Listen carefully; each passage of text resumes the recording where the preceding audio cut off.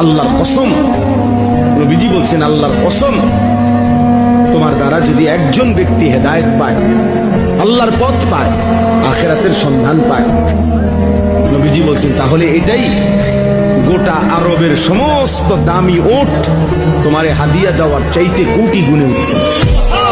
নবীজি বলেছেন কেউ যদি মাগরিবের পরে আর এশার পরে, ফজরের পরে আর এশার পরে যদি তিনবার পড়ে আস্তাগফিরুল্লাহাল্লাযী লা ইলাহা ইল্লা হুয়াল হাইয়ুল কাইয়্যুম ওয়া আতুবু ইলাইহি, তিনবার করে যদি পড়ে সাগরের ফেনাতুল্য গুনাহ যদি থাকে আল্লাহ তাআলা মাফ করে দিবেন।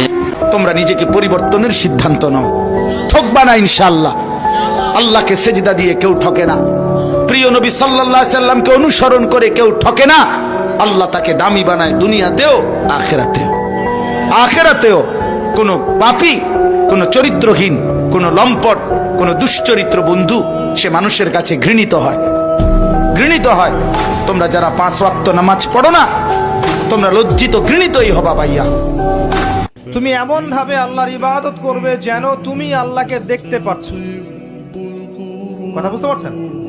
খুব ডিফিকাল্ট, কথাটা বলা সহজ, আমল করা খুব ডিফিকাল্ট।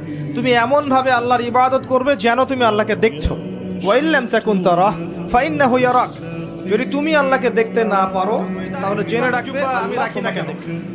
আমার কপালে সেজদার দাগ আছে, ইবাদতের জীবনে আমি পাক্কা মুসল্লি, আর অর্থনৈতিক জীবনে গিয়ে যদি পাক্কা সুদখোর হই, ওই ইবাদত আল্লাহর কাছে কবুল হবে না। শেষ বয়সে গিয়ে 10টা চিল্লা দিয়ে আর 10টা উমরা করে আর 10 বার হজ করে আলহাজ টাইটেল লাগিয়ে কোনো লাভ নাই, কারণ আপনার রিজিকের সোর্সটা হারাম। আমি দুনিয়াতে এসেছি কেন?